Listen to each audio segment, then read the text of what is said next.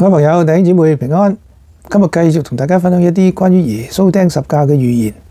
舊約咧喺耶穌未嚟呢個世界之前啊，已經詳細描述耶穌釘十架嘅過程啊，同埋好多細節嘅。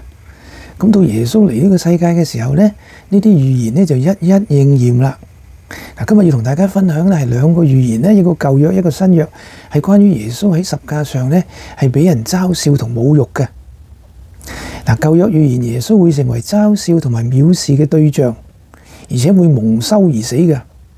喺十架上咧，耶穌忍受咗公眾嘅侮辱同埋藐視，俾群眾同埋猶太人領袖咧嘲弄同埋恥笑嘅。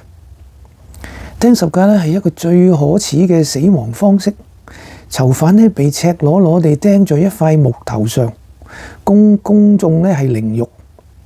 詩篇俾我哋呢個特別嘅預言喺詩篇佢話呢，當百姓看到救主死後呢，佢哋就會搖頭喎。咁當路人見到耶穌釘十架嘅時候搖頭嘆息呢，佢哋呢就應驗咗預言啦。佢哋可能唔知，佢哋自己係唔知㗎，但係呢就應驗咗詩篇所講㗎啦。耶穌呢已經被釘喺十架上，好快就會死啦。但係邪惡嘅人啊，喺佢臨死之前呢，仍然要嘲笑佢、侮辱佢。一啲路人呢係搖着頭係譏笑佢。佢哋話如果佢係神嘅兒子啊，就可以救自己啦。佢哋嘅羞辱呢係公開嘅，係來自呢眾人同佢嘅自己嘅百姓嘅。基督降臨以色列嘅時候呢，以色列人已經亡國多個世紀㗎啦，就俾羅馬人管治。佢哋飽受外邦人嘅欺壓同奴役，咁我極其盼望基督嘅降臨同埋拯救，但係可惜啊，佢哋瞎咗心眼，就睇唔到真理。基督第一次嚟呢，係先俾人屬靈嘅拯救，救佢哋脫離呢罪惡嘅罪嘅管轄，就唔係俾佢哋豐盛嘅物質生活嘅。但係以色列人呢，只係望政治經濟嘅拯救、世俗嘅拯救，就唔承認基督咧係救世主，反而將佢謀殺咗。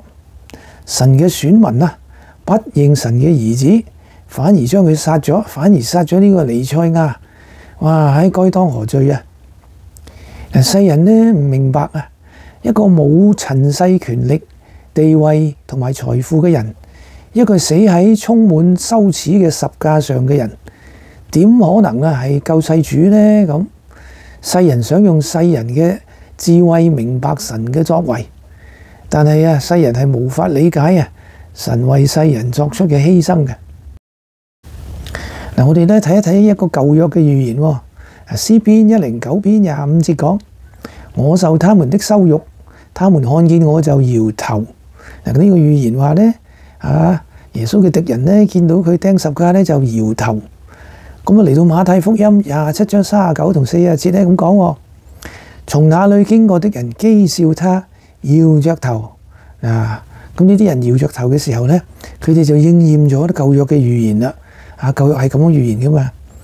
咁佢哋就說呢：你這拆毀殿3日又建造起來的，救你自己吧！如果你是神的兒子，就從十字架上下來啊！好，咁我哋又睇到一個舊約嘅預言呢，喺新約呢係絲毫不爽地應驗咗。今日分享到此為止，下次繼續，下次再見，拜拜。